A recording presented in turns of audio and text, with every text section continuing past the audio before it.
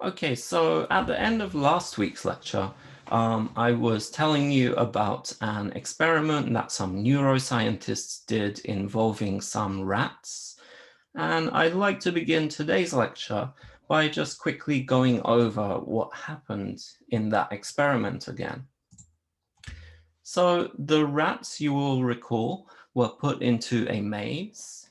A door would open with a click, and the rat moved through the maze to find a piece of chocolate at the end. The first time the neuroscientists did this experiment, they noticed the gnats taking a long time to move through this maze, smelling at every corner, making wrong turnings, and the rats' brains were displaying a lot of activity. However, when they repeated the experiment, the rats' behavior changed. They moved through the maze very quickly. As soon as the door clicked open, they ran directly to the chocolate. And when they looked at the brain activity, they could see that there was much less brain activity. And this showed that the rats had made a habit of finding the chocolate. It was something they could do almost without thinking. Let's look a little bit more carefully, though, at what was going on inside the brains of these rats on this second graph.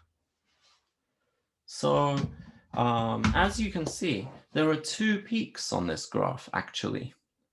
The first peak happens when the door clicks open. Around this click, there is a lot of activity in the rat's brain. And the second peak is when the rat gets to the chocolate. There's another large amount of brain activity here. But it is in between these two peaks that there is very little brain activity. Okay, so all the time that the rat is running through the maze, following this sequence that it has memorized, its brain is actually not working very hard at all. And so we can divide this graph into three sections or three stages. And as we're going to learn in today's class, so these steps are very important for forming what is known as a habit loop inside our brain. So today we'll be learning about this habit loop and how it works. But first, we need to know a little bit about where in the rat's brain this is taking place.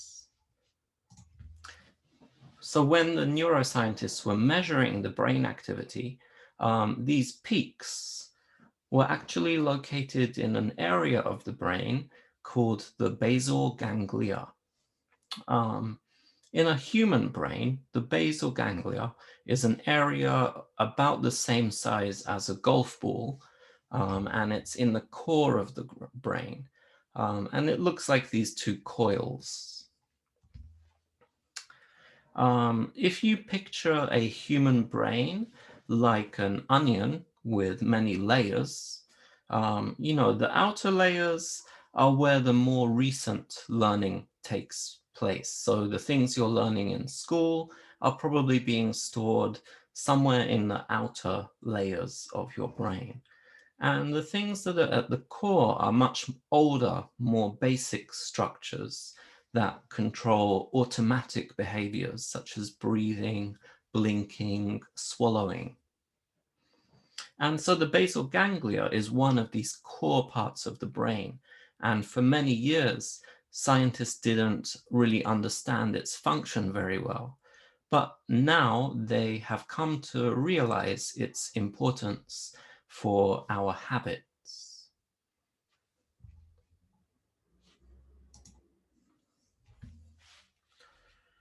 Okay, so then what happens when something becomes one of our habits? The process by which our brain takes a complex routine and makes it into something that is easily accessed is something we can call chunking, because our brain is compressing this information into just a small chunk. Because many of the habits we have are actually very complicated processes with many steps. So for example, with brushing our teeth, when we are a small child, learning to brush our teeth is actually very difficult. It's something we can't do without help from our parents. Each one of the steps is a challenge for a small child. But as we get older, um, as we practice brushing our teeth, we learn that these steps are part of a sequence. First, you put the toothpaste on the brush, and then you brush your teeth. You brush the top, the bottom, the back, the front, and finally you spit. And every time you brush your teeth, you do this same routine in the same order. And so it becomes easier. And probably after a few months, you can brush your teeth without thinking carefully about it. One of your parents says, go and brush your teeth, and you do it without thinking, because brushing your teeth has been compressed into a small chunk that is stored somewhere in your brain. Another example would be parking a car. If you are learning to drive, you will know that parking a car is one of the most difficult things to learn. There are many steps and you have to coordinate your eyes, your hands, and your feet very carefully. It can be really challenging. But after you get your license, and if you practice driving every day, this routine this sequence will become easier as it becomes more automatic. And probably after a while, parking your car will be something you can do almost without thinking.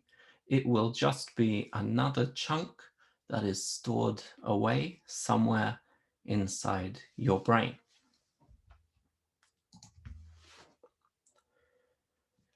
So inside our brains, we have thousands of these routines, such as brushing your teeth or parking a car, stored away.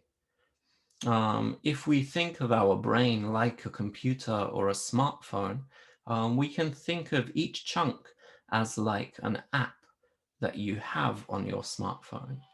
And when it's time to brush your teeth, it's just like selecting the app with your finger.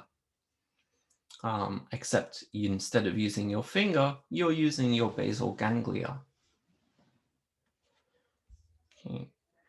So, and the way that each one of these habits works is in a 3-step loop called the habit loop. The first step is the cue.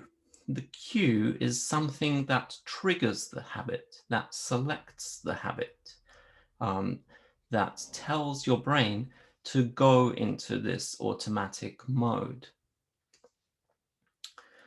And after the cue, there is the routine. The routine is accessed in the brain. This is the repeated sequence that you have learned over a long time. So going back to the rat experiment, for the rat, when the door clicks open, that sound of the click is the cue for the rat to begin the routine.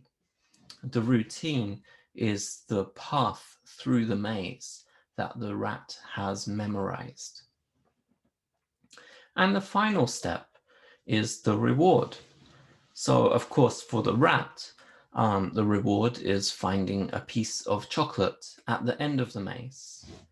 But all of our habits, whether it's brushing your teeth, parking your car, or something else, also have a reward. And it might not be as easy to understand what the reward is, because some of them are very subconscious things. But all of our habits have a reward. And the reward is very important because in the rat's case, the first time that it was put in the maze and the first time it bit into the chocolate and the chocolate tasted good, the rat thought, I want to remember how to find this chocolate again. And so the rat's brain decided that this information was useful to store away. Okay, so inside our brains, we have thousands of these habit loops. We have a cue, a routine, and a reward for all of our habits. And just like the rat finding the chocolate, all of your habits have a reward too. And over time, these loops, these cues, routines, and rewards become more and more automatic as we follow our habits every day. Okay, thanks for listening.